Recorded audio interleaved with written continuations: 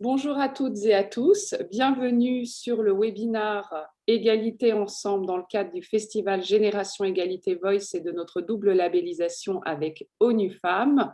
Nous allons nous occuper d'égalité femmes-hommes et politique, donc égalité politique. J'ai le plaisir et l'honneur donc de vous présenter les panélistes qui sont là. Donc Bérengère Couillard qui est députée, qui est responsable égalité au sein d'un grand mouvement politique. Fatima El Ouazdi qui est présidente de Politiquel. Sylvie Rossoir qui est élue locale en charge de l'égalité femmes-hommes et de la culture dans sa commune. Dey Mouteba qui est membre du CA d'Égalité Ensemble. D'ailleurs, c'est le cas aussi de Sylvie Rossoir. Nathalie de Courcy, qui est membre du CA d'Égalité Ensemble et qui va m'aider à animer ce webinaire. Et Pierre-Jean Claus, qui est fondateur, président de Génération Maastricht. Voilà, donc nous allons commencer. Donc, j'aborderai avec vous 4 thèmes. Les dispositifs légaux encadrant la parité en politique, favoriser le respect du principe de parité, prendre le pouvoir au sein des mouvements politiques et les mesures à prendre pour favoriser la parité en politique. Alors, je vous préviens que Bérengère Couillard, dans la mesure où elle est extrêmement engagée politiquement, a perdu sa voix, donc elle est aphone, ce qui fait que si elle veut dire quelque chose, elle le fera sur la conversation à l'écrit et que je me permettrai de répondre à sa place à ces questions en espérant être aussi douée. C'est-à-dire, voilà, donc je vais quand même lire ce que tu écriras, Bérengère, dans le fil de conversation si tu veux intervenir. Donc ce sera voilà, exclusivement fait comme ça. Et Nathalie, donc tu surveilles de près le fil de conversation pour voir si Bérengère écrit quelque chose et tu pourras du coup informer le panel de cela. Donc, on va commencer avec la première question qui est pour Fatima El Ouazdi. Quels sont les taux de représentation des femmes en politique à l'Assemblée et au Sénat? Comment ont-ils évolué depuis les 30 dernières années? Qu'est-ce qu'impliquent ces chiffres? Merci Juliette pour ton invitation et je suis très heureuse d'être avec vous en ce dimanche après-midi. J'ai pas envie forcément de faire un cours avec toute la data autour de l'évolution des femmes et leur part, en tout cas à l'Assemblée ou au Sénat ou même dans les autres assemblées, puisque si le Parlement, c'est peut-être une des instances les plus visibles dans les médias ou autres, il ne faut pas oublier que le premier mandat, c'est les mandats locaux et qu'on a aussi en réalité une part des femmes maires qui continue, qui est tout le temps en constante augmentation. On atteint à peu près aujourd'hui les 19% de femmes maires contre à peu près 17% en 2014 et un peu moins encore en 2008. Mais tout ça pour dire qu'il y a une évolution positive dans la représentativité des femmes et dans ces grandes assemblées nationales que sont l'Assemblée nationale et le Sénat, le Parlement. Et cela est dû uniquement, en fait, il y a eu un avant et un après, en fait, 1999 et le début et l'avènement, je dirais, des lois de parité et du changement de la Constitution. Ce qui fait qu'aujourd'hui, ou à l'époque, quand on peinait, en fait, à dépasser les 10% de femmes à l'Assemblée nationale, ou même il y a pas si longtemps que ça, en fait, en 2012, il me semble qu'on était à peu près à 26-27% de femmes à l'Assemblée nationale. Aujourd'hui, on a atteint presque les 40%. Mais ça, c'est dû uniquement, en fait, aujourd'hui, à un fait politique qui est le renouvellement, on va dire massif, du Parlement en 2017 du fait de l'élection, d'Emmanuel Macron et l'investiture de nouvelles personnes qui n'étaient pas forcément des élus locaux, qui étaient aussi parfois, des gens qui n'ont jamais eu de mandat national et c'est ce renouvellement et la volonté politique d'un parti d'avoir mis des femmes dans des circonscriptions qui étaient gagnables, qui a permis aussi on va dire, rendre un peu plus féminine cette assemblée, alors que depuis cette mise en place d'obligation de parité pour les partis politiques de présenter des femmes dans des circonscriptions, elles étaient plutôt mises dans des circonscriptions qui n'étaient pas gagnables plutôt qui étaient gagnables.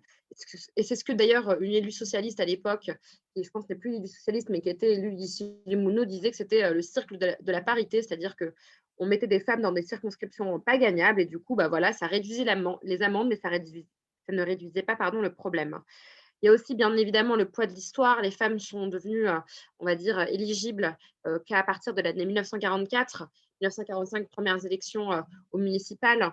Première femme, une poignée de femmes ont été élues conseillères municipales à l'époque. Et puis, depuis, ça continue d'augmenter. Il y a aussi pour moi l'une des raisons, et je vais essayer d'être courte aussi parce que je pourrais parler de ça pendant des heures, il y a la difficulté de la vie politique, à la fois d'un point de vue financier, puisque les premiers mandats, enfin on va dire le mandat le plus accessible parce qu'il y en a le plus, c'est le mandat local. Le mandat local, c'est parfois quasiment une fonction bénévole. Les conseillères municipales, parfois même les élus dans des petites communes ne sont pas rémunérés à la hauteur de l'engagement, ce qui fait que forcément, c'est pas intéressant d'être élu, en tout cas de s'engager on va dire, en politique. C'est du bénévolat, c'est un beau bénévolat, mais c'est très compliqué. C'est pour ça qu'il y a beaucoup de cumul aussi. C'est pour ça que les hommes, historiquement, ont cumulé les fonctions, parce que le mandat d'élu local est moins rémunéré ou pas rémunéré à la hauteur du bénévolat ou de l'engagement que ça en cause. En plus de ce côté finance, il y a le côté impact sur la vie personnelle. Le mandat local est très prenant. Ça peut avoir un impact sur la vie personnelle, l'organisation de la vie familiale, par exemple. Il y a cette question aussi du statut de l'élu qui est toujours pas aujourd'hui résolue à date. Il y a aussi ce côté aussi qui perdure, hélas, mais qui est une réalité politique, celui du boys club. Politique, c'est souvent une histoire d'hommes et ça perdure aussi dans les hautes sphères du pouvoir. Et ce qui fait qu'aujourd'hui, et je veux dire, même aujourd'hui, en 2021, avec Emmanuel Macron, on a aussi, on va dire, une génération très masculine qui a pris le pouvoir et qui a pris ses hautes responsabilités. Et du coup, les femmes n'ont pas forcément une place, voilà, dans les hautes instances du pouvoir. Et ça, c'est dommage. C'est des engagements qui ont été pris en 2017 et qui n'ont malheureusement pas été tenus. Merci. Donc voilà, il y a aussi. Voilà. Voilà, donc ça c'est bon. Voilà, donc du coup, pour simplement compléter le propos concernant le Sénat, 1992, 4,98%, en 95, 5,6%. On a une véritable augmentation vers 2008 avec 21,9%. Et là, en 2017, on était à 29%. Alors, il faut savoir que le Sénat résiste particulièrement à l'augmentation du nombre de femmes. Alors, concernant la question qui était pour Bérangère Couillard, quels sont les... Je vais poser. Voilà, vas-y, pose-la moi, je t'en prie. Ouais.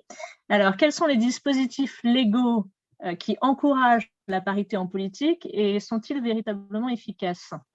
Alors, bon, moi, comme je n'ai pas spécialement fait beaucoup de recherches dans le domaine, la seule chose que je peux dire, c'est qu'effectivement, Fatima en a parlé, il y a eu un certain nombre de lois qui ont été passées. Donc, le plus important, c'est déjà de retenir qu'en 1944, on est devenu éligible et enfin, dans les mêmes conditions que les hommes. Ça a commencé très bas au niveau du taux des femmes, puisqu'on était à moins de 2% pratiquement lors de la première élection, donc c'était vraiment terrible.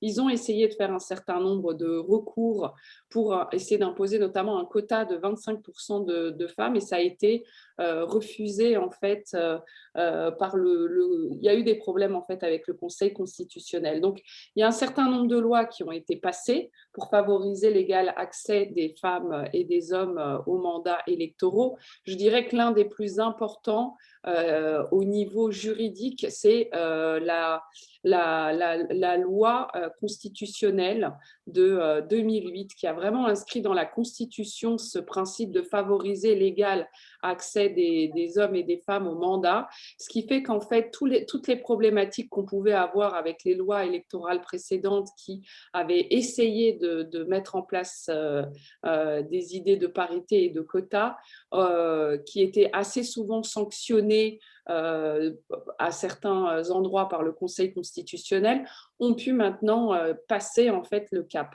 Alors, il y a des lois qui sont très intéressantes, qui favorisent la parité et notamment qui l'obligent. C'est notamment dans les conseils départementaux avec l'idée du binôme paritaire qui fonctionne très bien. Il y a aussi la notion de Shabada, donc c'est un homme, une femme, ou une femme, un homme, mais à la suite, pour les élections régionales et pour les élections sénatoriales. Et au niveau voilà, de la députation, c'est encore avec une tête de liste et puis vous avez un suppléant. Enfin, ce n'est pas une tête de liste, c'est un candidat et un suppléant ou une suppléante. Et en fait, ce qui se passe, c'est qu'il y a bien une loi qui est supposée mettre en place une parité. Les partis politiques doivent présenter des listes, des candidatures paritaires. Le seul problème, c'est qu'il y a effectivement une amende qui est prévue, mais il y a beaucoup de partis politiques qui préfèrent payer des amendes. C'est le cas, alors je vois que Bérangère a écrit un petit mot que je vais lire.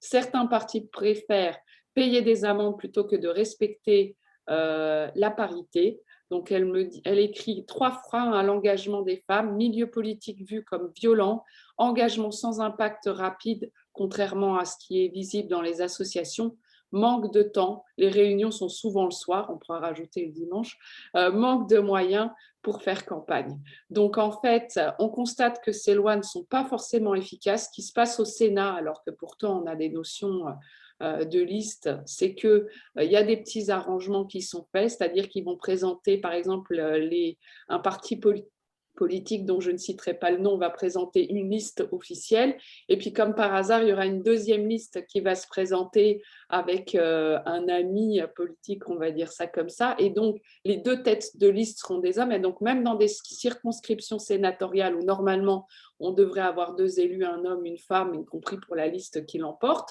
eh bien en fait par le jeu, par ces petits arrangements-là, eh bien souvent on a beaucoup de femmes qui sont éliminées comme ça. Y compris voilà, lorsqu'elles auraient dû, si une seule liste avait été présentée par une mouvance politique, aboutir à ça. Ce qui se passe à l'Assemblée nationale, c'est que ce qui a été fait, c'est que beaucoup de femmes ne sont pas présentées dans des circonscriptions gagnables, voire il y a des partis politiques qui préfèrent payer 1 million d'euros d'amende pour éviter d'avoir à respecter la parité. On va passer à la question suivante. Comment la France se situe-t-elle par rapport aux autres pays du monde en termes d'égalité femmes-hommes en politique? La question est pour Pierre-Jean Claus. Oui, merci Juliette pour m'avoir donné la parole sur ce sujet. La France, sur cette thématique-là, elle n'est pas si mal. Il y a des acteurs étatiques qui font mieux. En général, ce sont des acteurs qui sont très diversifiés. Le pays qui fait le mieux au monde en termes parlementaires, c'est le Rwanda, avec 61,30% pour les dernières datas de l'OCDE sur le sujet, 61,30% de femmes parlementaires. Après, on a des pays en Europe du Nord, notamment, qui font un petit peu mieux. L'Espagne aussi est réputée pour faire mieux sur ce sujet, même s'il y a seulement 41% de femmes qui sont élues parlementaires. Et en France, on est à 39,70%. C'est ce qui est haut. Quand on compare avec d'autres pays, c'est un classement haut. Mais en général, c'est quand même... il y a encore une marge d'amélioration, même si on est classé relativement bien comparé à certains pays où la représentation des femmes au niveau des parlementaires est faible, parce qu'il y a encore certains pays dans le monde où il y a zéro, où il n'y a aucune femme qui est élue parlementaire. Et quand on regarde après les femmes ministres, la France est très bien classée aussi parce que je crois que les dernières datas de l'OCDE sur le sujet avaient été publiées en 2019, ce sont les dernières données, il y avait 50%, il y avait une parité totale. Et dans beaucoup de pays, ce n'est pas le cas. Et c'est quand même quelque chose. On sait très bien qu'il y a des possibilités d'amélioration, c'est certain. Il y a des stratégies qui ont été proposées tant par le gouvernement que par d'autres acteurs politiques pour favoriser la parité en politique. Mais la France se situe quand même se situe un petit peu dans on va dire dans le haut du classement quand on regarde tout ce qui est égalité femmes-hommes au niveau politique. Merci. Et voilà. Oui, alors effectivement. Maintenant, c'est vrai qu'il est important d'affiner l'intérieur des chiffres. Je vois que Bérangère Couillard a écrit « Sans obligation, la parité est très difficile à atteindre. Il manque certaines mesures pour atteindre l'égalité réelle en politique. Obligation de la parité pour les communes de moins de 1000 habitants qui permettra d'atteindre la parité aussi dans les intercommunalités. Obligation de mettre la parité à la vice-présidence des circos. L'obligation de parité pour les candidats aux législatives. » Alors oui, effectivement, il y a beaucoup de mesures qui devraient être prises pour pouvoir améliorer tout ça. On en discutera tout à l'heure. Je vois aussi que d'autres interventions sont assez pertinentes sur le fil. Ils disent aussi qu'il y a des boys clubs qui se reforment au niveau des élections locales, qu'il faut être très vigilante au niveau voilà, de l'égalité femmes-hommes, notamment pour toutes ces élections. Donc, on parlera justement de la question de comment fait-on au sein d'un mouvement politique pour garantir l'égalité femmes-hommes. Alors, quelle est la situation de la représentation des femmes aux élections locales? La question est pour Dey Mouteba. Alors bonjour tout le monde, donc, je vais un peu reprendre ce qui a été dit précédemment. Alors au niveau des élections locales, elle n'est pas satisfaisante du tout. Donc on a vu quand même une légère augmentation du nombre de sièges de conseillers communautaires après les élections de 2020. Mais malgré ça, comme je le disais, l'égalité entre les femmes et les hommes est loin d'être acquise. En fait, la part des conseillers communautaires représente 35,8% en France. Et l'écart est encore plus visible lorsqu'on parle des exécutifs des EPCI. Alors moi, je suis d'accord, sans une obligation fixée par la loi, ça va être très compliqué de changer les choses, même si on est très motivé. Et on remarque que lorsqu'il y a une obligation de parité, par exemple pour les communes de plus de 1000 habitants, eh bien là, on peut voir que de facto, la représentation des femmes est renforcée. Et donc, je rejoins un peu ce qui a été dit tout à l'heure sur le fait qu'il faut absolument passer par la loi. Maintenant, en dehors de l'obligation légale, il y a aussi une volonté politique. Donc, on a beaucoup salué ce qui avait été fait en 2017 par rapport à certains partis politiques, je ne sais pas si on a le droit de les citer. Donc, la République en marche, en fait, qui a complètement révolutionné en fait, la représentation des députés femmes à l'Assemblée en jouant le jeu, en mettant aussi des femmes sur des circonscriptions gagnantes. Et moi, je le remarque en fait en regardant les têtes de liste au régional. Donc, dans certaines régions, à mon sens, il n'y a pas eu de volonté politique pour mettre au niveau des départements des femmes tête de liste. Donc, on se retrouve dans certaines régions où il n'y a pas de parité, même si voilà, il n'y a pas de parité au niveau des hommes et femmes tête de liste, parce qu'en fait, pour les régionales, il y a une tête de liste régionale, et après, en fonction des départements, il doit y avoir aussi des têtes de liste. Donc, pour moi, en fait, la loi, oui, et en numéro 2, une volonté politique. Donc, ce n'est que comme ça que ça changera. Moi, je suis très engagée sur le terrain et je me rends compte qu'il y a encore... les mentalités doivent changer, hein, même y compris parmi nous, les femmes. C'est-à-dire qu'il y a encore une certaine réticence. Il y a beaucoup d'intimidation parce qu'il y a encore des politiques qui sont là depuis 20, 25 ans, notamment des maires, donc qui exercent des pressions sur des femmes qui ont eu ce courage de s'engager en étant par exemple conseillère municipale et qui sont empêchées de manière indirecte ou directe d'aller au-delà, par exemple de briguer des mandats de conseillère départementale, etc. Donc c'est une synergie, ça doit se faire à tous les niveaux, la loi, volonté politique des partis, et aussi les mentalités, donc par des formations, toute politique fait bien ce travail, mais je pense qu'on doit aller au-delà, hein, vraiment au niveau de la société civile, changer les mentalités, décloisonner, parler d'émancipation, et puis voilà. Merci beaucoup. Merci beaucoup. Alors, on va passer à la question suivante. Faut-il que chaque échelon politique dispose d'une délégation à l'égalité femmes-hommes? Si oui, pourquoi? Cette question est pour Sylvie Rosroir. Merci beaucoup, Juliette, de me donner la parole sur ce sujet. Alors évidemment oui, parce que donc j'ai une délégation à l'égalité femmes-hommes dans ma municipalité, je suis adjointe.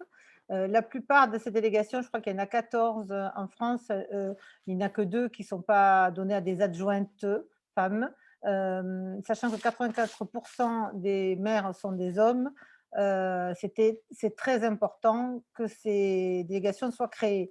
Elle l'a été pour moi, mais ça vient aussi, et je remercie les travaux du think tank qui est issu de la task force, parce qu'elle a donné de la visibilité à ce sujet et en a donné des réponses et des solutions, dont des délégations, et dont c'est issu de nos travaux, et donc je vous félicite de tout ce travail mené.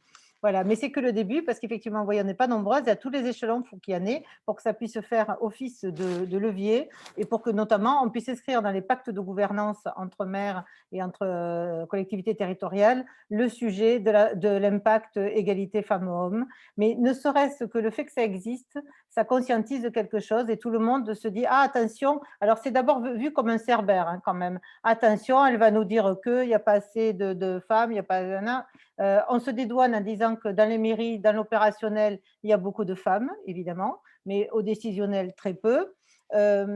Ensuite, le premier réflexe quand on a une délégation à l'égalité, c'est d'aller signer la charte européenne, puisque l'Europe a été quand même moteur dans l'impact égalité femmes-hommes sur ce sujet. Et cette charte, elle donne une méthode, elle donne un réseau. Et la première méthode qu'elle donne, c'est la transversalité, qui est à la fois quelque chose de positif et à la fois quelque chose de négatif. Parce que cette transversalité sur toutes les autres champs de délégation de la municipalité ou de la collectivité territoriale fait qu'en fait, vous n'avez pas un service qui vous est propre. Et donc, du coup, ça entraîne quoi? Ça entraîne qu'on n'avait pas un budget propre. Et que donc, au prétexte que toutes les décisions, parce qu'elles vont couvrir un jour le sport, un jour la petite enfance, un jour le CCAS, un jour autre chose, vous devez vous répartir, fait qu'en fait, vous n'avez pas de budget. Et que je pense que le prochain levier, il est sur ce sujet-là. Il faut que ces délégations, elles aient carrément un service et qui lui-même soit en contact avec les autres services. Voilà. Merci beaucoup. Et d'ailleurs, c'est le cas aussi dans le gouvernement. Les ministères qui sont les plus forts sont ceux qui disposent d'une administration. Le jour où le ministère à l'égalité disposera d'une administration, notamment de contrôle des fraudes d'égalité, parce que moi j'appelle ça comme ça, quand on organise dans des entreprises ou ailleurs une discrimination systémique contre les femmes, c'est très important voilà, d'avoir une administration, un contrôle, une sanction et de disposer de services spécifiques peut-être. Donc, il faudra réfléchir justement, quand on crée des délégations, des référents, des tas de choses comme ça, c'est très bien, mais si derrière, il n'y a pas les moyens administratifs, on va dire policiers, financiers, qui vont avec, eh bien, c'est juste un nom parfois sur le papier. Désolée de le dire comme ça. Voilà. Lanceur d'alerte, c'est bien. Moyen d'agir, c'est mieux. Alors, on va, je vais vous ajouter d'ailleurs un petit point qui avait été dit lors du précédent webinaire. Il y a aussi la question, voilà, pour l'engagement des femmes en politique, la question aussi de la conciliation, donc vie privée, vie professionnelle, et notamment de la notion de la garde d'enfants quand on assiste aux conseils municipaux. Donc, il ne faudra pas oublier de mettre cette proposition-là, d'élargir l'accès à ces gardes d'enfants parce qu'il y a trop de mères qui empêchent notamment les conseillères municipales ou les conseillers municipaux de l'opposition d'accéder à ce type de service. Et c'est très important que effectivement la garde d'enfants soit bien remboursée, voire qu'il y ait des solutions de garde sur place. On va donc passer au point 2, favoriser le respect du principe de parité. Alors Nathalie. Une première question donc, qui s'adressait à Bérangère Couillard. Le principe de parité est-il contraire au principe d'égalité? Et pourquoi cette question a-t-elle pu se poser au sein de la République? Alors, donc dans la mesure où Bérangère ne peut pas parler, ce sera moi donc qui vais répondre à la question. Si tu veux ajouter quelque chose à ce que je vais dire, eh bien, tu n'hésiteras pas. Donc oui, il fut un temps où beaucoup de débats ont eu lieu sur la question des quotas, sur la question de l'idée que notre universalité, le principe de l'égalité universelle ferait que l'idée d'avoir des quotas par genre, par sexe, serait contraire à cette universalité. Donc ça, c'est par exemple des argumentaires qui ont pu être développés, y compris par des féministes comme Elisabeth Badinter, qui se sont parfois insurgées contre la notion de quota. Maintenant, voilà, pourquoi la question a pu se poser. Donc, dans liberté, égalité, fraternité, l'égalité, ça a souvent donc été un effacement. Le but, c'est d'être des citoyens indifférenciés, on va dire ça comme ça. Le problème, et c'est pour ça que les choses évoluent, c'est que quand on y pense, les individus sont incarnés. Nous sommes incarnés dans des corps et malheureusement, personne n'oublie que le corps est féminin ou masculin en majorité. Donc, en gros, ce qui se passe, c'est que nous sommes incarnés, nous avons aussi des... Donc, ça aboutit parfois à des discriminations. Ça fait qu'effectivement, il n'y a pas suffisamment de représentation des femmes au sein de la République. Et donc, ça a pu aboutir à ce que l'on revienne sur cette idée d'universalisme. Alors, il y a 3 concepts, il faut savoir qu'il y a 3 concepts qui ont été développés à la naissance, on va dire, de la démocratie telle qu'on l'entend de façon moderne. On avait l'idée donc de la démocratie représentative, et là, ça favorise en général l'universalisme, on va dire ça comme ça. La question de la démocratie directe, participative, donc ça plutôt défendu par Rousseau, qui est dans l'idée que voilà, le citoyen participe directement aux décisions au sein d'une sorte d'agora, mais c'est très compliqué à mettre en œuvre dans des grandes structures. Et puis il y a la troisième voie qui correspond plus à John Adams, qui avait parlé du fait que les représentants devaient incarner et ressembler au peuple qu'ils représentaient. Donc il y a cette notion d'incarnation qui est beaucoup plus, qui est existante, qu'on a très peu utilisée, mais qu'on commence à utiliser aujourd'hui. Donc dans cette idée que non, les hommes et les femmes ne sont pas des entités évanescentes, et que donc oui, il faut bien prendre en compte le fait qu'il faut représenter les hommes et les femmes pour permettre d'aboutir à des politiques publiques plus respectueuses, voilà, de ce qui compose la société. Bon, j'espère que j'ai été complète. Si Bérangère veut rajouter quelque chose, qu'elle n'hésite pas, je le lirai. Alors, je ne sais pas si tu as écrit quelque chose, Bérangère, ou pas. Ok, donc le temps que Bérangère écrive son mot, je vais passer à la question suivante, mais on reviendra à celle de Bérangère après.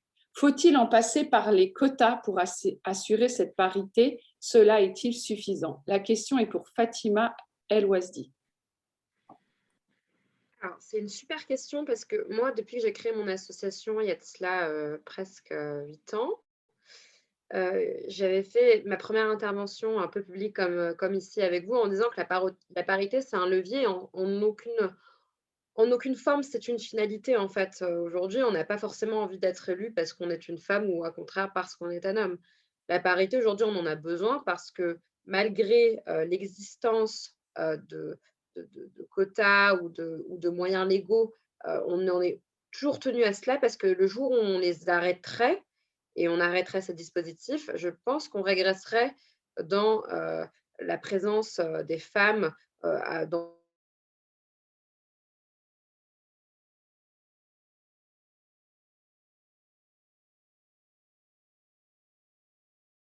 Il y a un bug. les électeurs. Il y a eu un sondage qui a été paru il y a, je pense, à 1 an pour les municipales qui disait que en fait, les électeurs ont confiance dans les femmes et pourraient voter pour une femme. Mais en réalité, quand ils sont dans l'urne, ils changent d'avis et ils disent en fait non, je préfère voter pour un homme. Et du coup, il y a encore des biais qui sont assez ancrés dans les mentalités des électeurs, ce qui fait qu'aujourd'hui, je pense que ça prendra du temps aussi pour ancrer que la parité, c'est quelque chose de normal et ce n'est pas quelque chose qui doit être forcé par des dispositifs légaux. À terme, ça protégera certainement les hommes.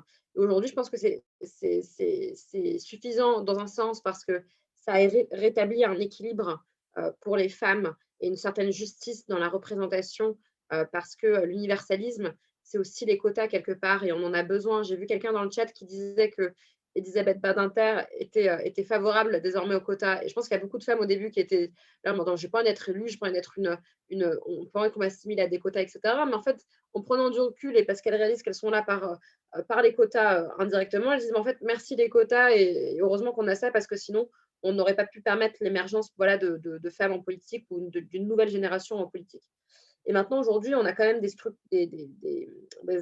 structures politiques ou des strates dans lesquelles cette parité est insuffisante. Bérengère l'a dit tout à l'heure par écrit et d'autres l'ont dit aussi, mais au Parlement, c'est insuffisant aujourd'hui, notamment au Sénat, parce que, comme tu l'as dit, Juliette, ils trichent sur les listes sénatoriales et on présente plusieurs listes pour faire élire des hommes. Ou alors, au Conseil régional, on demande aux femmes de démissionner au début du mandat pour faire remonter les hommes. Et du coup, ce serait bien d'instituer un principe, c'est que si c'est une femme qui démissionne, c'est une femme qui le remplace. Et ainsi de suite. Et ça, à la fois pour les mairies, pour toutes les assemblées, en fait. Ah, ça, c'est Pour les excellent. C'est une excellente proposition. Laurence, qui écrit nos propositions, il faut noter celle-là en particulier. Je pense que c'est absolument indispensable de l'instituer, mais pour à la fois les élections municipales, les élections sénatoriales, pour toutes les élections au scrutin de liste, et ça permettrait en fait de rétablir aussi de façon structurelle la parité. Dans les intercommunalités, on a aussi ce problème dans les exécutifs des intercommunalités, vu que les hommes sont majoritairement des maires. Forcément, si on n'instaure pas de façon légale cette parité dans les intercommunalités, dans les exécutifs, donc ça veut dire qu'on aurait dans une intercommunalité à 10 vice-présidents, on a 5 vice-présidents hommes, 5 vice-présidents femmes. Aujourd'hui, on n'y parvient pas parce que comme les intercos, il y a plusieurs partis politiques, il y a plusieurs tendances, ils se mettent d'accord entre eux pour une sorte de neutralité, donc c'est des maires qui sont vice-présidents des intercos. Et du coup, comme il n'y a que moins de 20% de femmes qui sont maires, forcément, ça se retrouve aussi dans les intercommunalités. Donc ça aussi, il faut qu'on arrive à le résoudre. Et je rappelle juste un truc qui est intéressant, c'est qu'on n'a pas réussi à le faire dans la loi engagement et proximité, malgré des amendements en ce sens par nos parlementaires, mais on a quand même encore un blocage aujourd'hui au Sénat, et aussi le gouvernement n'a pas laissé passer ces amendements. Et moi, je fais le vœu que lors de la prochaine mandature, on arrive à trouver des solutions très concrètes pour que ces intercommunalités qui gèrent énormément de compétences qui ne sont même plus dans le domaine des villes soient aussi, tout aussi féminisées et représentatives de la population. Merci beaucoup. Moi, je pense que d'ailleurs, tout ça, il faut le passer dans cette mandature-là. Il faut il faut respecter les engagements. Voilà. Je vois que Bérengère a écrit une réponse. Je vais donc vous la lire. Sans quota, nous n'y arrivons pas. D'autres femmes qui ont très bien réussi le disent, comme encore Christine Lagarde il y a quelques semaines en audition pour la délégation aux droits des femmes à l'Assemblée. Il y a plein de femmes compétentes à qui on ne donne pas leur chance parce qu'elles sont des femmes. Françoise Giroud disait « La femme sera vraiment l'égale de l'homme le jour où, à un poste important, on désignera une femme incompétente. » Voilà. Donc, on va passer à la question suivante. Comment favoriser la parité au sein des partis politiques? La question est pour Sylvie Rosroir.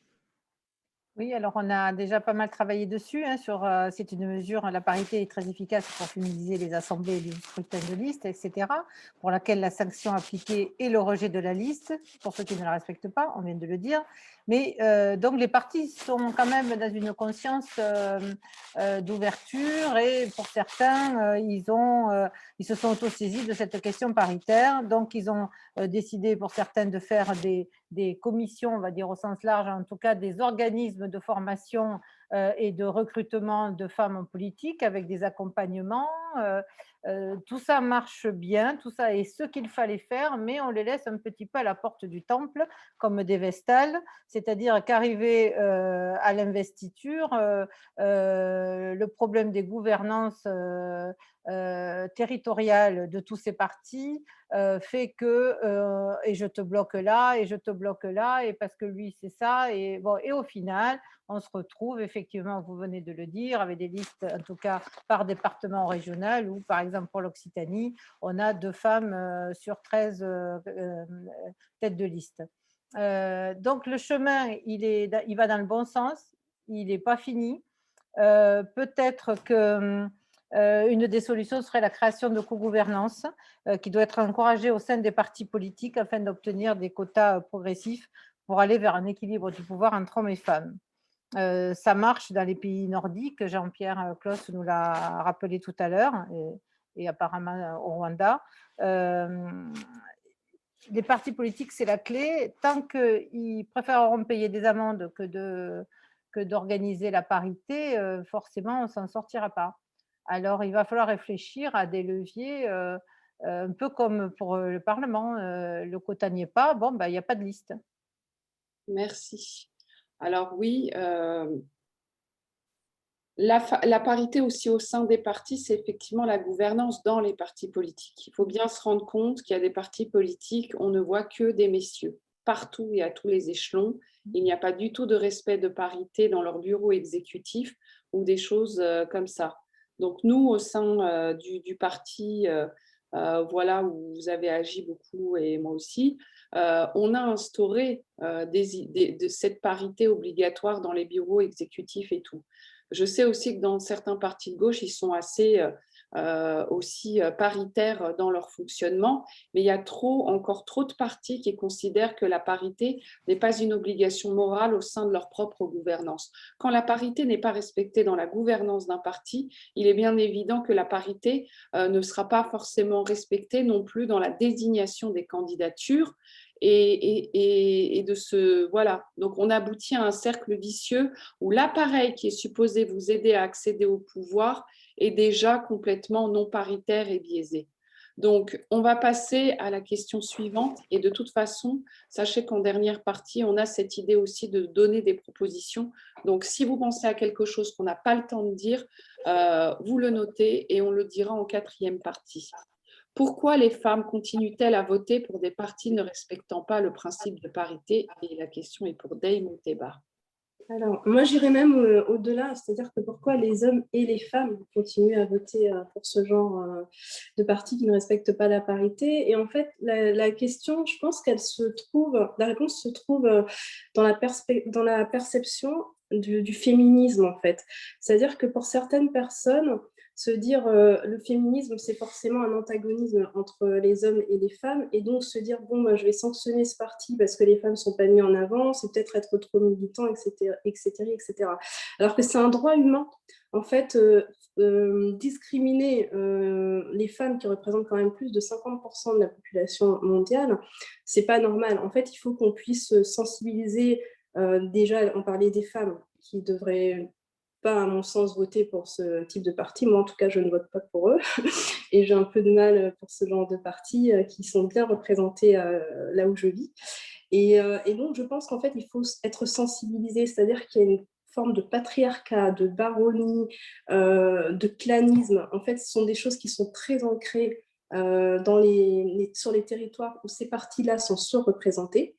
Et en fait, finalement, bon voilà, on rentre dans le moule, c'est un peu un effet de groupe et on se dit, ah, ben, de toute façon, ça ne changera pas grand-chose, ils font quand même bien le travail, donc on vote pour eux.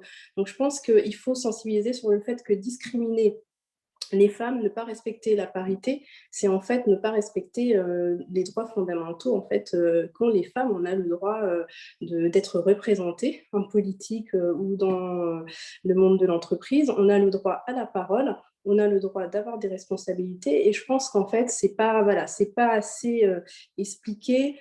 Et peut-être que voilà, j'imagine, je ne suis pas à la place de ces femmes-là, mais je sais que moi, avant en fait, d'être engagée dans toute politique ou égalité ensemble ou ce type d'organisation, j'avais une mauvaise image du féminisme. Et donc, je n'aurais pas forcément pris le parti de me dire je ne vote pas pour tel parti parce que les femmes ne sont pas, il n'y a pas la parité qui est respectée, ou je n'achète pas dans telle entreprise parce qu'elle ne respecte pas ben voilà, les notions de parité, par exemple, au sein des exécutifs ou par rapport à l'égalité salariale. Donc, je pense que c'est une prise de conscience et il faut de la pédagogie et vraiment insister sur le fait que c'est absolument anormal, en fait, d'agir comme ça. Voilà. Merci beaucoup. Alors, la jeune génération accepte-t-elle la nécessité d'une parité en politique? Et la question est pour Pierre-Jean Claus. Je pense que, en général, la jeune génération, en tout cas ma génération, moi j'ai que 18 ans, on est totalement en phase avec comment dirais-je, toutes les manières d'arriver à une société plus égalitaire en termes d'égalité femmes-hommes.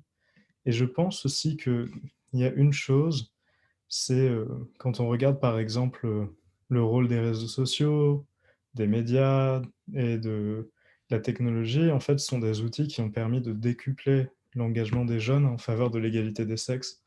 Parce que ma génération bénéficie, tout comme toutes les personnes représentées ici, hein, mais c'est juste on l'utilise plus, un accès à la technologie, une exposition aux médias traditionnels qui est un peu moins présente, mais une exposition aux réseaux sociaux qui est beaucoup plus avancée, beaucoup plus claire aussi. C'est sans précédent et en fait, ça facilite euh, tant l'engagement, par exemple, sur des causes très précises, que en fait, l'éducation et l'apprentissage sur toutes les causes, par exemple, que ce soit le féminisme plus largement, ça rend plus accessible. Et en fait, on voit que toutes les jeunes femmes et tous les jeunes hommes qui n'ont pas accès en général aux réseaux sociaux, ils ont quand même accès aux médias traditionnels, ils ont accès aux moyens traditionnels d'expression. Donc, par exemple, on peut voir dans les universités, moi je suis étudiant à King's College à Londres, c'est un petit peu différent en fait dans la manière quand on compare à certaines universités françaises, mais en soi, il y a toujours cet esprit-là comment dirais-je, d'une sorte de fédération autour de causes, en fait, que ce soit, et ça c'est valable partout, il y a cette fédération autour de causes qui est propre, qui n'est pas forcément propre à la jeunesse, mais la manière de mobiliser est différente. Donc, on veut renforcer la parité en politique plutôt que seulement accepter. Merci beaucoup. Alors, on va passer maintenant à la troisième partie qui s'intitule, et là c'est notre côté militant, prendre le pouvoir au sein des mouvements politiques. Parce que c'est ce que les hommes font, hein. Ils phagocytent pratiquement tout quand ils se mettent en groupe. Alors quand c'est pour de belles causes et que c'est fait dans un bon esprit, ça va. Mais quand c'est fait pour éliminer les autres qui ne sont pas des hommes, ça pose problème. Donc, comment les femmes peuvent-elles s'organiser au sein des partis pour que l'égalité femmes-hommes ne soit pas sacrifiée à l'occasion de la constitution des programmes et des listes? Et cette magnifique question est pour Sylvie Rosroir. Ah oui, bah, j'ai un peu interverti, j'en ai parlé pas mal tout à l'heure. Donc sur ces questions de comment on peut prendre le pouvoir dans les partis politiques, je vois que le sujet des co-gouvernances. En fait, on n'est jamais au courant de rien. On est toujours des images alibis. La parité a fait de nous, certes des quotas, mais aussi des alibis. On nous met parce que sans femmes, ça commence maintenant à être un peu nul, mais je vois dans les campagnes que nous faisons actuellement, les photos sans femmes, mais pullulent et pullulent. C'est-à-dire que quand c'est le 1, le 3 et le 5 de la liste qui font campagne. En général, comme le 1 est un homme, le 3 et le 5 sont aussi des hommes. Donc la 2 et la 4 et la 6, autant vous dire, on ne les voit jamais dans la campagne, par exemple, régionale. Alors comment les partis peuvent se saisir de ça? Franchement, j'avoue que parfois, je finis par me le demander. Parce que quand une femme parle, la façon d'aborder les sujets et l'angle par lequel elle va aborder la façon de faire campagne, la stratégie est tellement différente de tous leurs réflexes que c'est d'une déstabilisation totale pour eux et qu'ils ne voient pas ce que ça peut amener. Et ils font beaucoup d'erreurs, beaucoup d'erreurs. Mais ils pensent que ils sont dans la bonne voie et c'est jamais de leur faute. Mais ils font beaucoup d'erreurs et on ne peut jamais placer nos idées stratégiques qui sont peut-être un petit peu plus contournantes, un petit peu plus en avance d'un cran, parce que les femmes, de par la gestion qu'elles ont de leur maison, de tout ce qui les entoure dans la vie domestique, elles anticipent énormément pour pas être en galère, parce qu'une femme qui n'anticipe pas ne peut pas gérer son quotidien, sachant qu'elle travaille, qu'elle a 3 heures de plus de charge à la maison. Voilà, donc dans les partis politiques, le biais qui va tourner ça, c'est l'anticipation. Ils n'ont pas conscience que nous, on anticipe. Et eux, souvent, ils prennent des décisions de stratégie ou de comme ça, sans voir tout ce que ça va entraîner autour. Ils sont plus impulsifs. Voilà. Alors oui, Et donc, je ne sais pas comment changer ça à l'échelle d'un parti. Bon, moi, je vais vous faire des propositions. Voilà. Je pense que déjà il faut compter pour compter. Donc, premier principe, c'est-à-dire vérifier la présence, alerter, effectivement, développer la sororité, protester, râler, je veux dire, voilà, et puis aussi parfois se rebeller. Moi, je pense qu'à un moment donné, quand on... Voilà, moi, je constate, je ne suis pas vraiment contente de ce qui se passe par rapport à ces têtes de liste. Et ça, on en parlera après pour voir effectivement comment on peut faire des choses. Je vois qu'il y a des propositions très intéressantes qui sont faites sur le fil. Limiter les temps de parole au conseil municipal afin que la parole des hommes ne soit pas prédominante. Oui, alors effectivement, ce qu'on pourrait tout à fait faire, c'est mesurer le temps de parole entre femmes et hommes dans les meetings, dans les conseils municipaux, dans les assemblées nationales, à l'Assemblée nationale, au Sénat, pas uniquement le nombre de femmes, mais aussi le temps de parole. Ça peut être très intéressant à évaluer.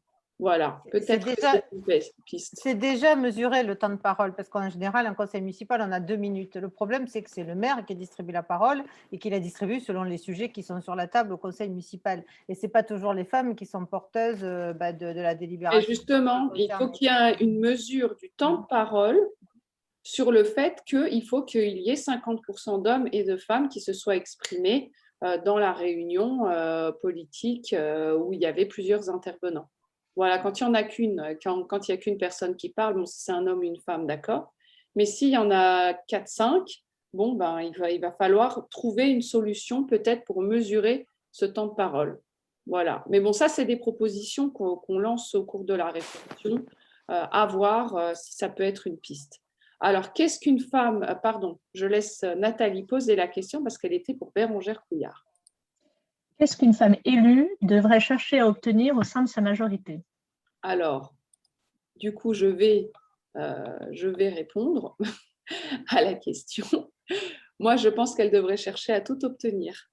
Voilà. Le plus possible. Elle devrait profiter de ce mandat et de cette chance qu'elle a eue d'être présentée par un parti politique, parce que malheureusement, beaucoup de femmes ne sont pas présentées à des élections.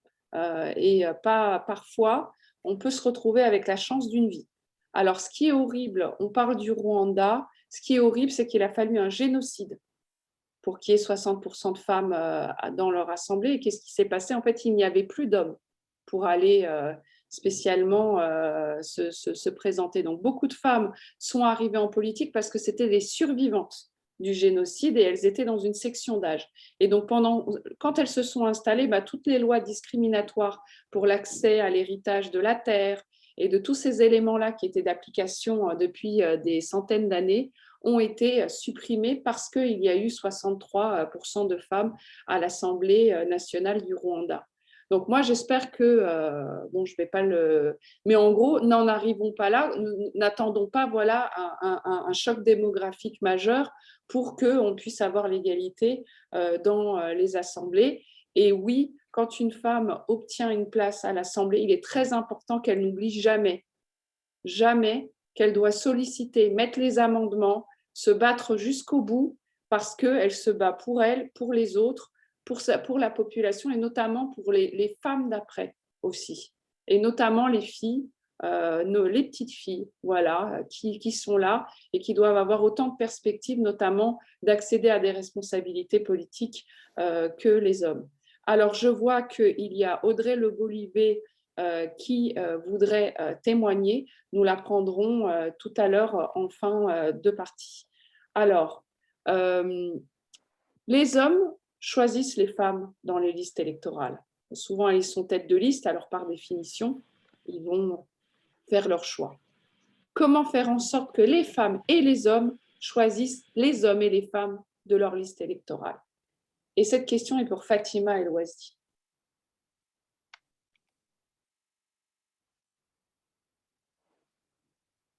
Fatima, est-ce que tu nous entends? Alors, je ne l'entends pas. Allô? Ah, voilà. Est-ce que tu as entendu la question? Oui, oui, j'ai entendu la question, c'est juste, j'entendais, est-ce que ça marche, ma connexion est pas top? Oui, oui, elle marche. Vas-y. Désolée.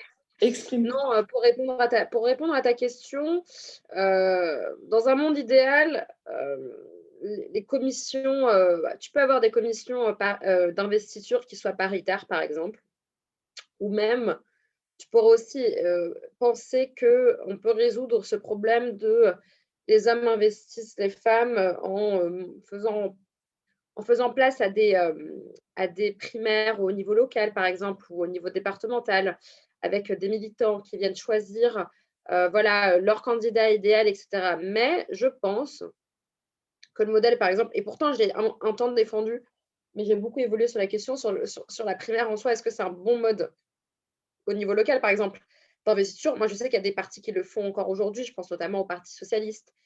Ils ont ce modèle-là, mais je me rends compte que la politique, malheureusement, ça ne fonctionne pas comme ça. Il y a beaucoup de paramètres en jeu. Il y a l'équilibre territorial, il y a la perception des personnes, il y a les jalousies des uns et les jalousies des autres, que ce soit des hommes ou des femmes, peu importe, hein.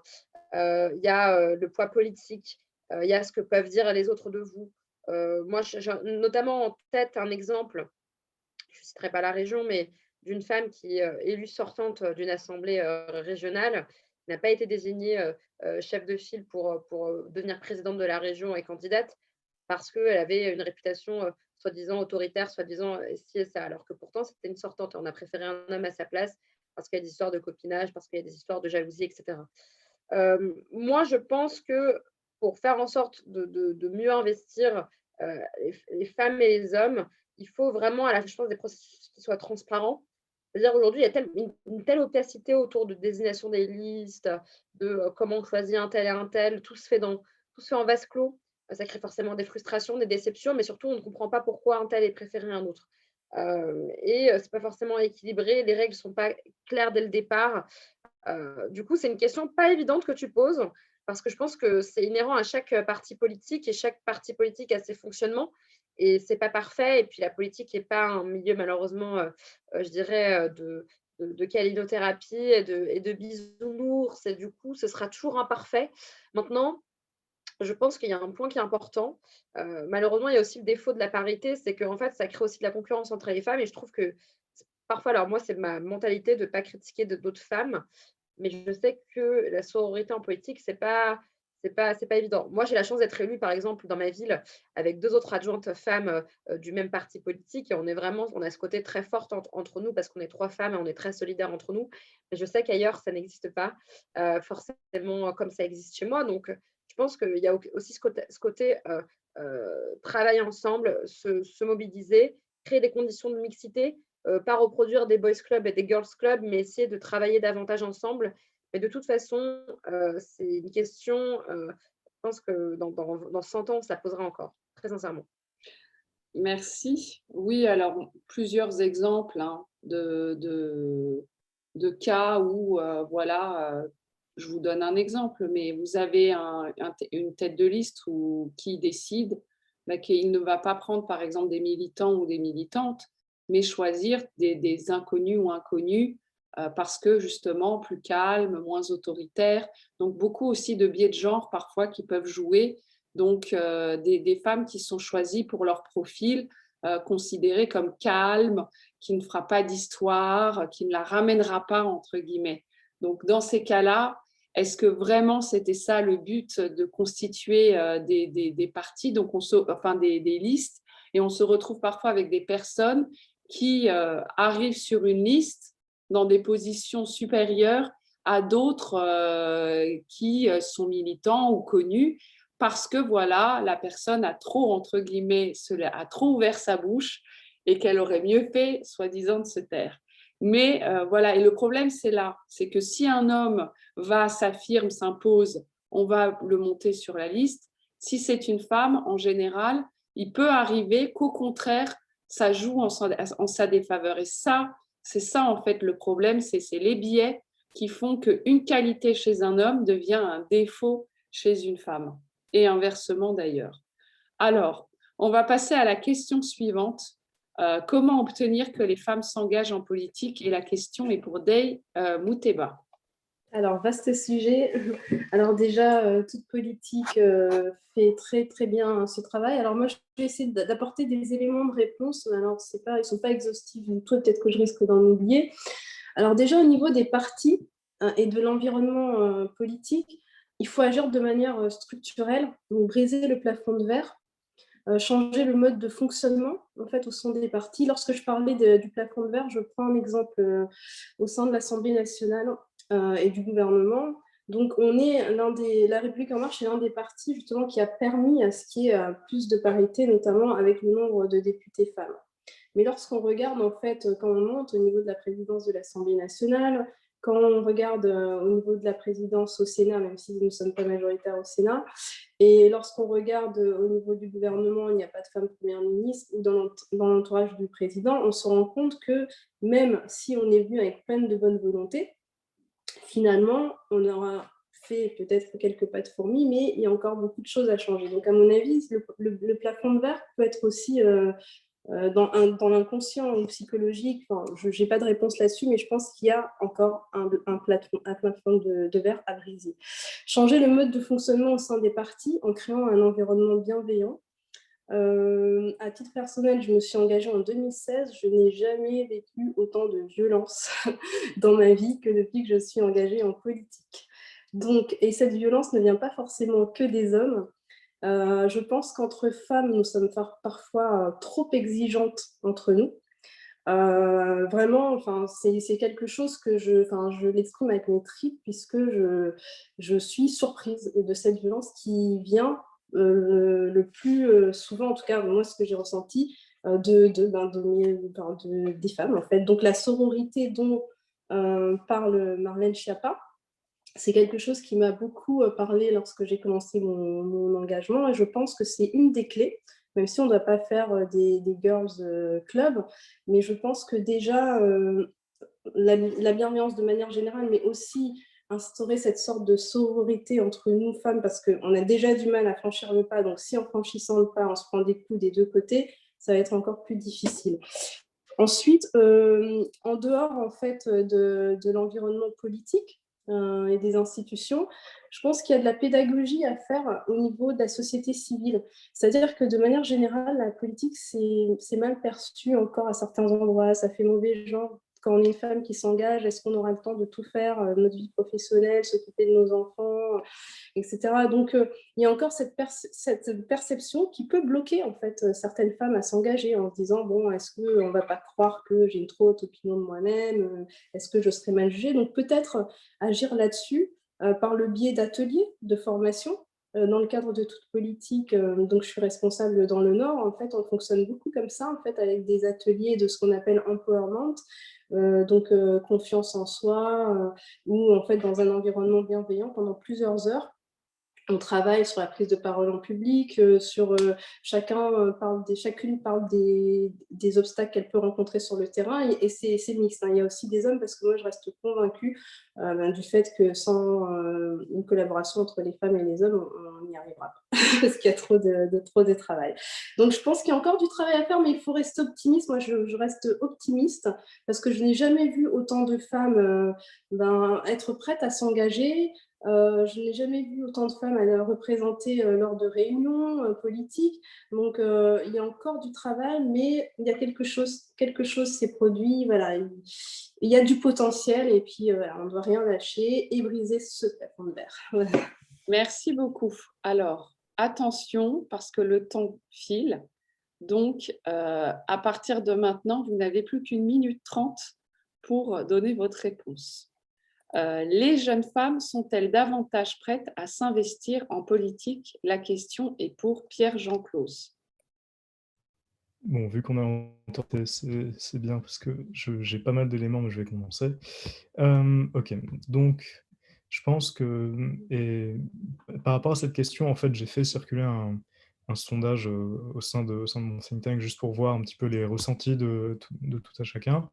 Et en général, le constat unanime, c'est que les jeunes femmes sont prêtes à s'engager, elles ont envie de s'engager, mais elles veulent juste peut-être plus d'outils pour mieux s'engager. c'est ce que disait notamment Dave, c'est quand on a des choses qui permettent de faire de l'empowerment, quand on a des choses qui permettent de mettre en valeur des qualités dans un cercle qui est bienveillant et qui en même temps, c'est vrai, ça prépare aux réalités de terrain aussi, mais ça prépare quand même dans un cadre qui est bienveillant, et ça permet d'offrir des possibilités d'acquérir des compétences pour de l'encadrement, des responsabilités enfin, ça permet de promouvoir des valeurs de tolérance, de citoyenneté démocratique. En fait, ça amène indubitablement à une société qui est plus égalitaire. Et donc, en général, les jeunes femmes, comme ça, peuvent améliorer leurs compétences sociales, leurs aptitudes à diriger, et ça permet également de renforcer les capacités d'interaction avec avec l'ensemble des acteurs dans des domaines d'intérêt qui sont... Voilà. Merci beaucoup. C'était super parce que ça a duré aussi 1 minute 30. Donc oui, je vois aussi que il y a des commentaires donc sur le fil. Florence Léal qui écrit « Les hommes qui n'ont aucune expérience politique se lancent sans se poser toutes ces questions de compétences techniques et humaines. Oui, c'est le syndrome de l'imposture. Il faut faire attention à ça. Beaucoup de femmes sont atteintes de ce syndrome, c'est-à-dire qu'elles ne se sentent pas légitimes pour tenter de nouvelles expériences. Voilà. Donc Bérangère Couillard qui écrit « Oui, les femmes souhaitent davantage s'engager en politique. Elles voient des rôles modèles comme les députés, les femmes maires nouvellement élues. » Effectivement, le changement à l'Assemblée nationale a été majeur. Espérons que ça puisse continuer à se poursuivre et que les femmes ne soient pas victimes lors de la prochaine mandature voilà, d'une éviction organisée et d'accords interpartis en leur défaveur. Il faut faire très attention à ça. C'est très important qu'on conserve au moins 39% de femmes à l'Assemblée nationale. Donc, on va passer à notre 4e volet, les mesures pour favoriser la parité en politique. Donc, c'est une question pour Bérangère Couillard et je laisse donc Nathalie la poser. Comment obtenir une amélioration des taux de parité en politique au niveau des têtes de liste et des hautes fonctions publiques? Politique. Des hautes fonctions politiques. Alors, Bérangère, si tu veux noter quelque chose, tu y vas, sinon je vais commencer une réponse. Donc, à mon avis, il faut déjà faire une charte. Il faut que chaque parti politique, en fait, il faudrait créer une charte politique, une charte des partis politiques pour l'égalité femmes-hommes, quelque chose comme ça, qui serait un peu comme la charte européenne des collectivités locales. Il y en a une pour les villes, quelque chose qui serait au niveau des partis et où chaque parti s'engagerait à nommer autant de têtes de liste femmes qu'hommes pour toutes les élections. Donc ça c'est une proposition que je fais. La deuxième proposition, c'est d'avoir des binômes, quand c'est possible, pour une co-gouvernance concernant les hautes fonctions politiques et sinon une alternance femmes-hommes pour les fonctions les plus visibles, que ce soit notamment pour la présidence à l'Assemblée nationale, pour celle du Sénat, mais aussi pour les fonctions de Premier ministre. Il est très important qu'il y ait régulièrement une femme Premier ministre et non pas Première ministre, pardon, et non pas une toutes les 30 ans pour 9 mois. Je pense que c'est très important qu'il y ait des femmes à ces hautes fonctions de façon régulière, récurrente, soit par alternance, soit en binôme, s'il le faut dans le cadre d'une charte, mais il faut absolument qu'on avance là-dessus, qu'il y ait des engagements forts de tous les partis politiques, que ce soit comme dans les pays scandinaves où on a un véritable accord. La deuxième possibilité aussi, qui pourrait s'ajouter à tout ça, c'est de faire aussi comme les pays scandinaves où on a carrément une organisation féministe politique qui passe son temps à négocier ce type d'éléments d'égalité femmes-hommes avec tous les autres, avec tous les partis. Donc, si un parti n'a pas du tout le soutien de cette organisation féministe, en général, il a peu de chances de remporter une élection. Voilà. Donc, quelle piste pour une gouvernance partagée entre hommes et femmes? Et la question est pour Fatima El Ouazdi.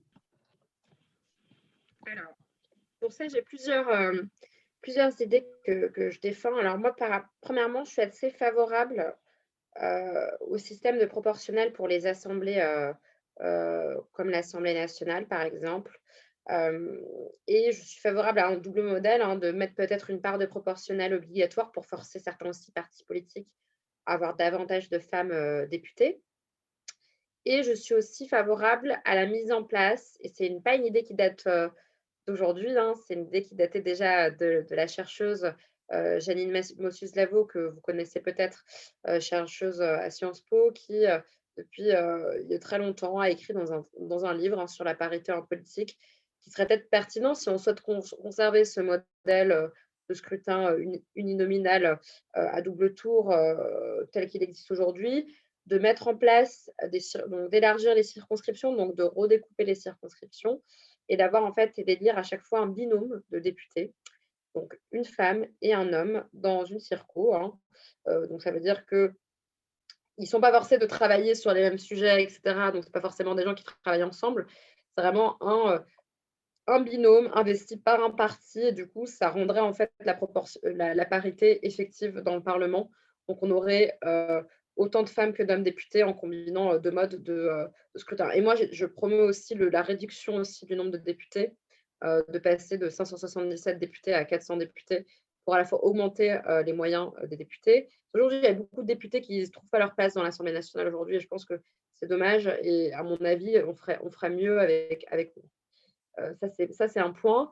Et ensuite, voilà, ça, c'est pour la partie, tu disais, proportionnelle, etc. Moi, je ne suis pas sûre que la coprésidence soit une… Je ne suis pas convaincue, en tout cas, par ce côté du partage. Je pense qu'à la fin, il faut toujours quelqu'un qui décide et qui soit responsable. Donc, je trouve que ce côté un peu de partager les responsabilités, je trouve que ce n'est pas forcément le meilleur modèle, et encore plus en politique. Donc, il faut toujours quelqu'un qui décide. J'ai toujours besoin de quelqu'un qui porte cette autorité dans une structure, peu importe sa taille. Et ensuite, moi, je veux vraiment qu'on arrive à promouvoir pour justement cette gouvernance partagée dans tous les systèmes, dans toutes les assemblées, une meilleure représentation des femmes à la présidence des commissions, dans les bureaux des exécutifs, d'avoir parce qu'aujourd'hui, par exemple, dans une mairie, on n'a pas d'obligation de parité partout dans les commissions. Pareil, par exemple, dans les commissions des intercommunalités. On peut se retrouver avec des commissions, par exemple, je ne sais pas, une commission des finances à l'intercommunalité qui est exclusivement masculine. J'exagère à peine et je pense que ça existe. Et donc, tout ça, il faut vraiment prévoir tout dans tous les trous de la raquette des exécutifs, des commissions, etc., dans toutes les assemblées qui existent. Donc, il faut regarder les municipales, les régionales, les départementales, vraiment tout, et tout balayer et combler les trous à chaque fois de ce qui nous manque aujourd'hui de façon institutionnelle. Donc, voilà un peu ce que je peux proposer comme piste.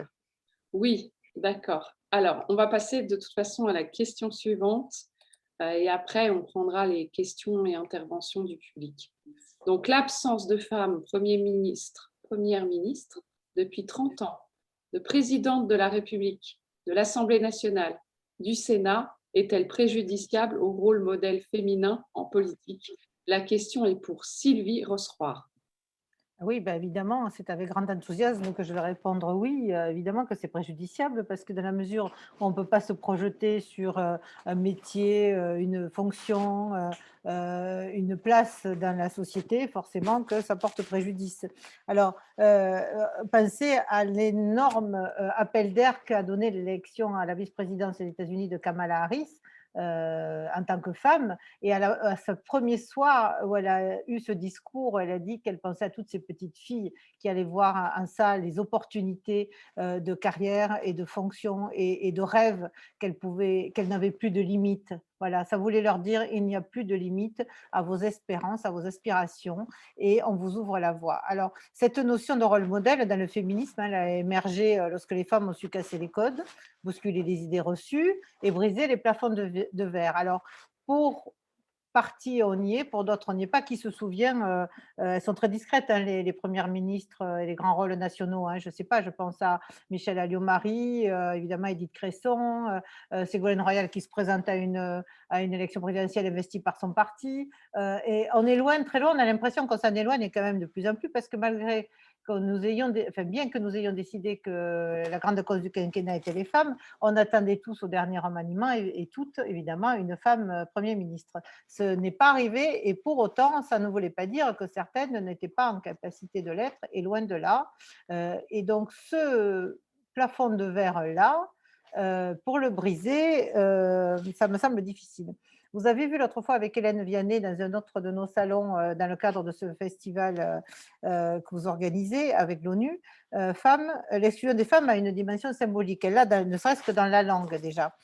Donc tout ce travail qui déjà n'est pas fait dans la linguistique de base ne peut pas arriver à exister dans le réel et à se dire voilà, il y a une femme Premier ministre, parce que déjà en dessous, tout le panel des métiers n'est pas féminisé. Il y a un neutre masculin, comme a dû vous l'expliquer Hélène la dernière fois.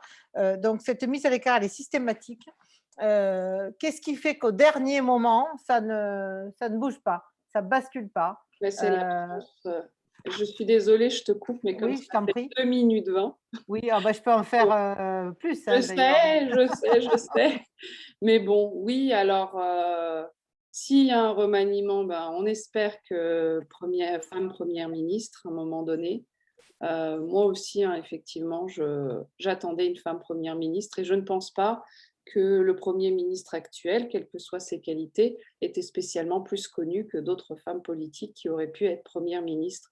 Donc, je vais dire, à un moment donné, il faut aussi penser à ça. Alors, question suivante. Les collaborateurs et les conseillers en cabinet et à l'Élysée devraient-ils, voilà, j'emploie une sorte de neutre masculin, être aussi soumis à des obligations de parité, en particulier pour les postes de haut niveau? La question est pour Dey Mouteba. Alors, oui, alors moi je répondrai oui, mais j'ai quand même quelque chose d'une note positive, c'est-à-dire que alors je suis bien placée puisque je suis collaboratrice parlementaire et dans les couloirs de l'Assemblée, je vois qu'il y a autant de femmes que d'hommes collaborateurs et collaboratrices et autant de femmes chefs de cabinet que d'hommes. Donc je pense que, je ne sais pas quel était le cas dans les précédentes mandatures, mais en tout cas là on le voit, même au niveau des conseillères et conseillers parlementaires, donc qui travaillent dans les cabinets de ministres. Je vois qu'il y a cette diversité maintenant. Lorsqu'on monte un peu plus haut, alors je ne connais pas parce que je ne suis pas conseillère de ministre, mais je me demande s'il n'y a pas, si les critères ne sont pas différents, est-ce qu'ils ne prennent pas aussi des hauts fonctionnaires, etc. Et il y a aussi la notion de compétence, puisque pour être collaborateur, que ce soit de député ou de ministre à l'Élysée ou au gouvernement, il y a quand même des compétences spécifiques. Alors, j'ai une réponse. On peut faire monter en compétences. Ça a été mon cas. C'est-à-dire que lorsque le chef de cabinet de l'équipe est parti, que je devais le devenir, j'ai fait la préparation à l'ENA pour les collaborateurs. Et donc, le député avec qui je travaille m'a fait monter en compétences. Donc ça peut être une réponse par rapport à la parité. C'est-à-dire que si on a une femme dans son équipe ou qu'on embauche une femme qui ne correspond pas exactement au poste, on peut la faire monter en compétences. Donc, je suis pour, mais dans ce genre d'environnement, ce type de métier, voilà, ça demande parfois des compétences spécifiques et si on n'est pas spécialisé dans le domaine pour lequel travaille le député, c'est compliqué qu'on soit un homme ou une femme. Donc, voilà. Je ne sais pas si j'ai été claire. Voilà. C'est l'expérience du terrain. Oui, merci beaucoup. Alors oui, par contre, au cabinet, l'Élysée, tout ça, il y a des taux qui sortent. C'est très important en tous les cas. Moi, je pense qu'effectivement, il faut aussi que les hommes politiques soient conseillés par des femmes, des femmes conseillères aussi, et de même, des femmes politiques soient aussi conseillées par des hommes politiques à parité. Donc, c'est très important qu'il y ait une diversité des conseils qui soient donnés parce que c'est voilà, avoir l'oreille du président ou l'oreille du Premier ministre, puisque là, pour le moment, on a 2 hommes, c'est évident qu'il faut aussi que de ce côté-là, il y ait une certaine parité de parole. On va dire ça comme ça. Quelles que soient les qualifications d'ailleurs, je suis sûre que tout le monde est très, très hautement compétent. Alors, on va passer à la question suivante. Comment lutter contre le sexisme en politique, y compris au sein des représentations médiatiques? Et cette dernière question est pour Pierre-Jean Claus. Je pense qu'il y a 3 choses à prendre en compte très brièvement qui peuvent donner un panorama assez large. c'est qu'en général, dans le cadre législatif français, notamment, je pense là par rapport aux médias, ça repose principalement sur l'autorégulation. Donc, en soi, la RPP, donc, qui s'occupe de réguler tout ça, en fait, ces critères de régulation, notamment de l'image et des stéréotypes genrés, je n'ai pas un grand savoir sur cette partie-là, mais la charte de déontologie publicitaire, en gros, elle est quand même très basée sur certains stéréotypes genrés. Et après, on voit le CSA, en fait, c'est un régulateur qui a quand même un rôle réduit à du commentaire quasiment. C'est plus les associations qui ont un rôle de promotion et de défense des droits de la personne. Donc après, quand on voit les alertes du CSA de la publicité sexiste, contre l'invisibilisation des minorités et l'interrogation de tous les discours normatifs qu'on peut avoir, on voit après en fait que ça montre en fait un parallèle qu'il faut faire entre les associations qui ont un rôle actif et les professionnels qui parfois ont des réticences, même s'il y a des avancées. Mais en général, il y a un encouragement de la part des professionnels de lutter contre les stéréotypes sans vouloir changer les problèmes de fond. Et je pense que ça s'applique aussi à la politique. C'est pour certaines personnes, notamment je pense au Sénat, il y a quand même parfois il y a des rapports, il y a tout ce que l'on veut sur la lutte contre les stéréotypes. Mais après, il faut passer aux actions et c'est une des choses qui est faite sous ce quinquennat. C'est qu'il y a aussi l'action après la parole. Et le sentiment d'avoir franchi un palier, tout en considérant devoir faire davantage, ça reste quelque chose de bien, entre guillemets, à mettre en relief. Voilà. Merci beaucoup. Alors, on va passer au point du public. Malheureusement, Audrey Le Beaulivet a dû partir. Elle est justement en campagne électorale. Est-ce qu'il y a une personne qui souhaiterait s'exprimer par rapport à des propositions? Voilà, c'est surtout ça qui serait intéressant. Si vous avez des propositions supplémentaires pour améliorer l'égalité femmes-hommes en politique, n'hésitez pas. Voilà, si des personnes dans le panel veulent faire des propositions, c'est le moment aussi, elles le peuvent, à moins que tout ait déjà été dit. Ah, je vois que Florence nous parle de arrêter les titres « La première femme qui » ou alors associer le pourcentage de la norme représentation des femmes. Oui, alors il y a beaucoup aussi, voilà, le titre « Une femme ». Comme vous le voyez, il y a une femme est devenue, pour la première fois, une femme est devenue ceci, une femme est devenue cela. Et c'est vrai que parfois, nous n'avons même pas le prénom et le nom de la femme en question. Ce serait bien qu'il y ait la dénomination de façon systématique de la personne avant l'idée « la première femme qui ». Voilà. Alors, j'ai l'impression que c'est bon. Est-ce que quelqu'un veut encore dire quelque chose? Sinon, je vais vous dire au revoir et vous souhaiter une bonne fête des mères pour celles et ceux à qui je ne l'ai pas souhaité et vous dire à bientôt. Bon, bah, très bien. Je vous remercie beaucoup. Je vous souhaite un bon dimanche. Je remercie toutes les personnes qui étaient là.